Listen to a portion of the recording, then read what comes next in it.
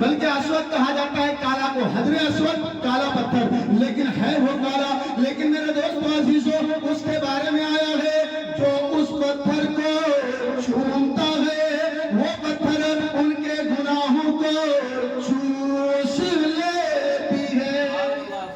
اگر یہاں یہ بھی کہا جا سکتا تھا کتابوں میں ایسا کہ ختم ہو جاتا ہے، ختم کا نہیں کہا. ختم کیوں کہ چوسنا ہوتا ہے اندر سے. مثال کے طور پر ہم گناہ کرتے ہیں، گناہ دکھتا نہیں ہے، گناہ ہمارے اندر موجود ہوتا ہے، گناہ ہمارے دل میں ہوتا ہے. خیالات کہاں آتا ہے؟ دل میں آتا ہے. تو اس لیے کہا گیا کہ حجر اسود گناہوں کو چوس لیتا ہے. یعنی اگر دل میرا ہو، دل گندا ہو، تو حجر اسود کو چھوڑنے کی وجہ سے اللہ دل کو پاک کو پوتر کر دیتا ہے.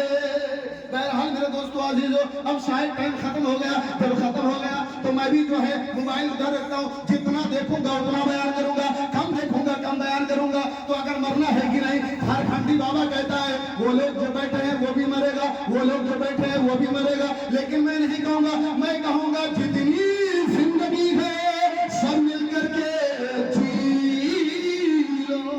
جینا ہے کہ نہیں؟ جینا ہے نا. اگر مرنا ہی ہے تو مدینہ چلے جاؤ. مرنا ہے تو کہاں چلے جاؤ؟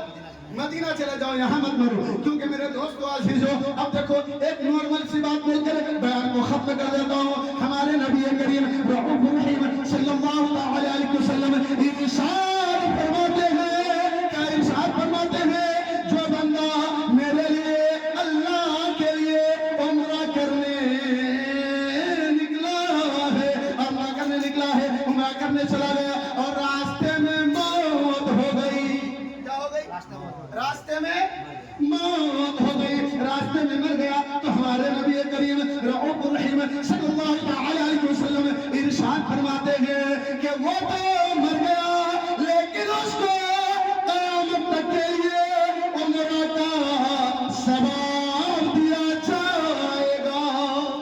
کب تک؟ عمرہ تک، یعنی قیامت تک اس کو عمرہ کا ثواب دیا جائے گا. تو اس سے پتہ یہ چلا اگر مرنا ہی ہے تو پھر جو ہے پلین میں مر جاؤ، مرنا ہی ہے مدینے میں جا کے مر جاؤ، مرنا ہی ہے مکے میں جا کے مر جاؤ، مرنا ہی ہے اللہ کے راستے میں مر جاؤ. یا مخدوم بھائی حاصل ہے، میں نے غلط نہیں کہا. کیونکہ جب آپ گھر سے نکلتے ہیں تو آپ یہ سمجھ لو جیسا ہی آپ گھر سے نکلے اور 92 کلومیٹر، جتنا شریعت کا مسئلہ بول رہا ہوں، اگر کوئی غلط ثابت کر دے تو 5 لاکھ روپے انعام.